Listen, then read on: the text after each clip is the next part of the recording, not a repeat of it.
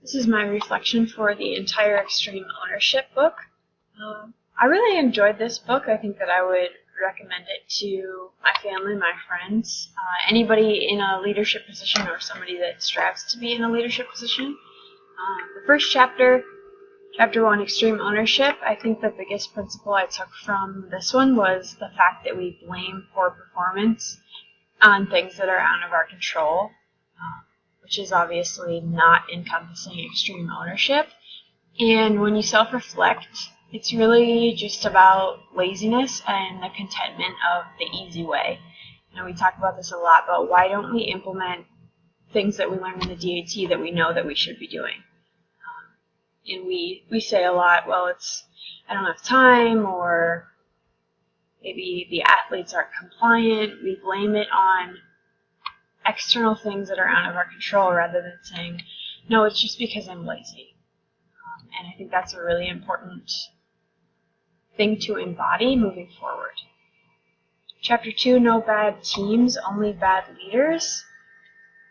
I think developing a culture of leadership that begins with the leader and then trickles down. We have the responsibility to take the things we've learned in the DAT and spread them to our colleagues next year, and continue learning and implementing new things. Learning from our superiors, learning from our subordinates. Encompassing the broad spectrum of people that we surround ourselves with to make our team.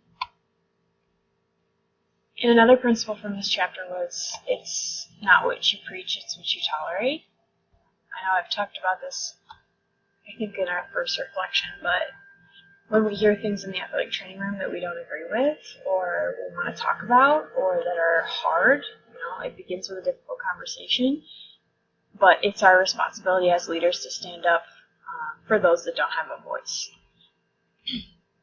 Chapter 3, Believe.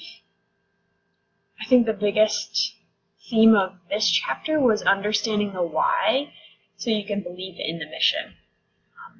We talk a lot about in the GA station, why do we get out of bed in the morning?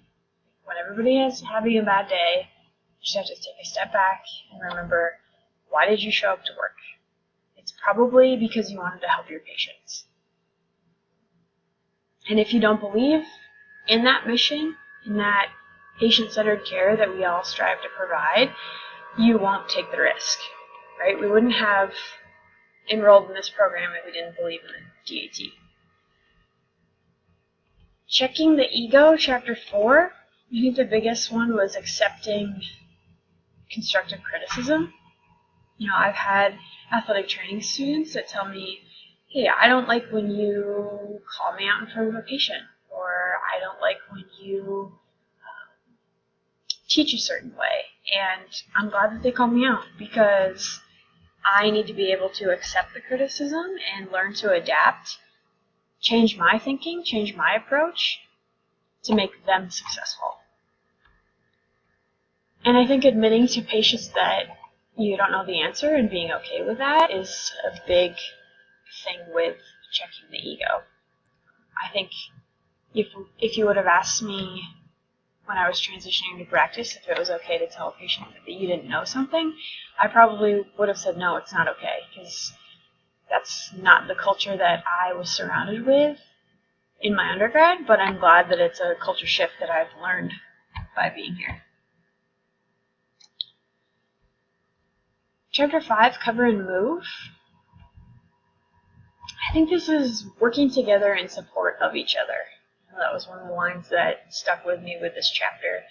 We all want to exceed here. We all want to be the best clinicians that we can be. We all want to be the best leaders that we can be.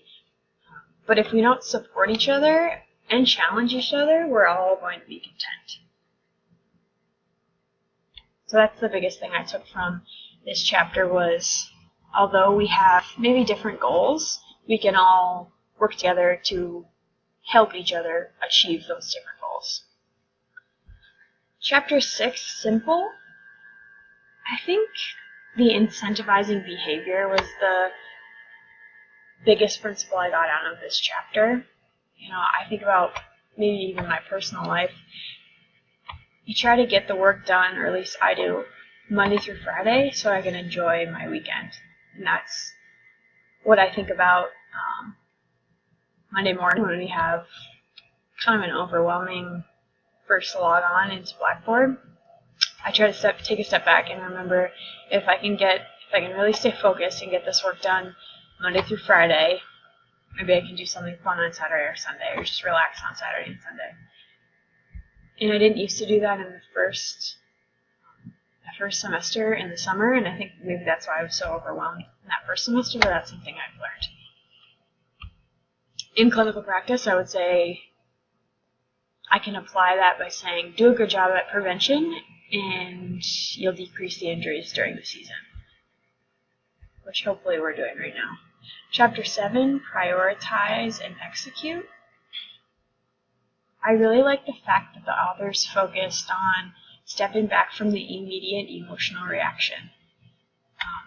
Like I mentioned from the last chapter, sometimes when I log on Blackboard on Monday morning, I'm way overwhelmed. But then I remember that I've been overwhelmed for how many semesters and how many weeks and how many Monday mornings have I had of that feeling, and everything has always gotten done, usually by Friday or Saturday. So I just need to remember that moving forward in my new job. I'm sure I will have the same stressors, just in a different platform. They're not going to be on Blackboard. Maybe they're going to be pressures from my athletes or my colleagues, staff meetings, things to attend, things I want to implement. But I need to step back from that immediate stress reaction and look at the long-term goal and the bigger picture. I think another example in clinical practice would be, there's a couple times in the last several weeks where we have received kind of nasty texts or emails from the staff members or supervisors. I think everybody, it's just a stressful time. A couple weeks before spring break, there's a lot to get done. I'm sure everybody is looking towards the summer, and staff members are focusing on what they need to do to get ready for the fall. But again, the GAs and even the other staff members need to take a step back, give it the old 24-hour rule, which I've also learned in this program. Restructure your way of communicating to look at the bigger picture. Chapter 8 was decentralized commands. This, I think, really focused on trust and faith in your junior leaders, and those junior leaders to me are the athletic training students at my clinical site. At Current, I have one sophomore, but he is, let's say, way ahead of his classmates in terms of intellectual ability and clinical skills, which is great for me. I really trust him to come in and get the work done, and I think he trusts me that I'll empower him and give him the opportunity to succeed if he wants to take it. And then one thing in my personal life that I would need to do, I need to continue to do when I graduate and throughout the semester, is trusting in my group members.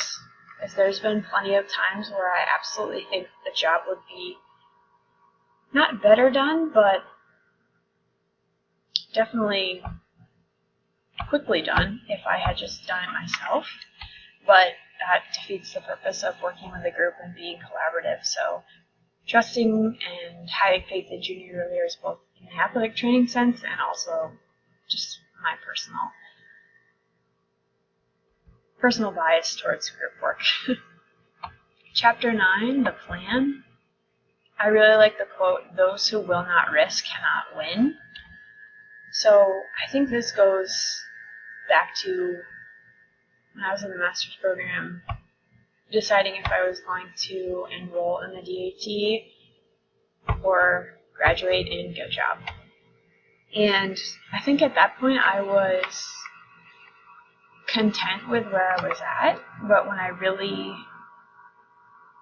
thought about the decision and talked to other people, it boiled down to not wanting to be average, with the fear of being average.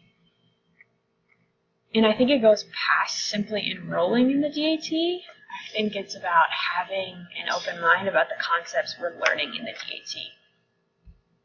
I talked to a classmate about this the other day.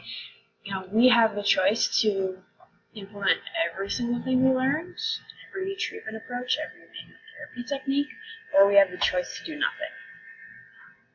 But the beauty of that is having an open mind to accept the fact that we have the choice, and knowing that I'm sure my colleagues as well as myself were not content with doing nothing, which is why we're in this program. Chapter 10, Chain of Command.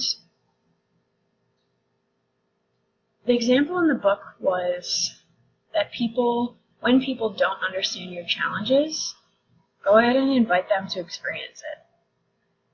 When I first started that first summer, I was completely overwhelmed and definitely questioning my decision to pursue my DAT, at least those first couple weeks.